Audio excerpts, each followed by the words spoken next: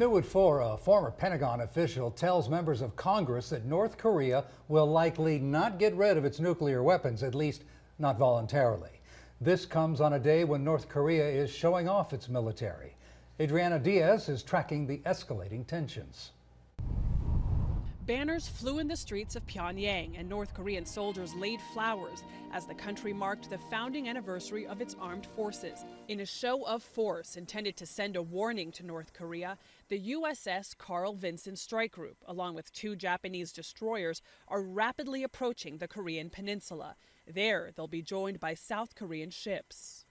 The USS Michigan, a nuclear-powered submarine, also arrived in the port city of Busan today. Unacceptable. At the White House on Monday, President Trump scolded members of the UN Security Council for falling short in their dealings with North Korea. The Council must be prepared to impose additional and stronger sanctions. Angered by the buildup and the threat of further sanctions, the regime has stepped up its rhetoric, unveiling new weapons while lashing out at its adversaries.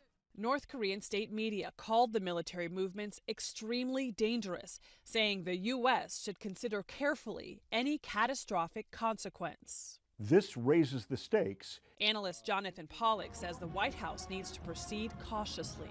We could stumble needlessly into what would be the biggest crisis in East Asia since the United States intervened in the Korean War in 1950. To avoid that, President Trump is working closely with China. He's already spoken to China's president twice by phone in the past 2 weeks. Wednesday, the full U.S. Senate will be briefed on North Korea by senior administration officials at the White House. Adriana Diaz, CBS News, Beijing. New at 4, some U.S. representatives say a former presidential advisor may have broken the law. The lawmakers are saying retired General Michael Flynn accepted tens of thousands of dollars from Russian organizations after a trip there in 2015. Flynn's attorney says the general extensively briefed the Defense Intelligence Agency about the trip. He was forced to resign in February as National Security Advisor. Well, Congress has just days now to agree on a funding bill and avoid a government shutdown. The sticking point is funding for President Trump's border wall. Today, the president took to Twitter saying he's not reversing course on the wall. Still, some White House sources are signaling that the president won't press for funding, at least not this time around. But could the tides be shifting?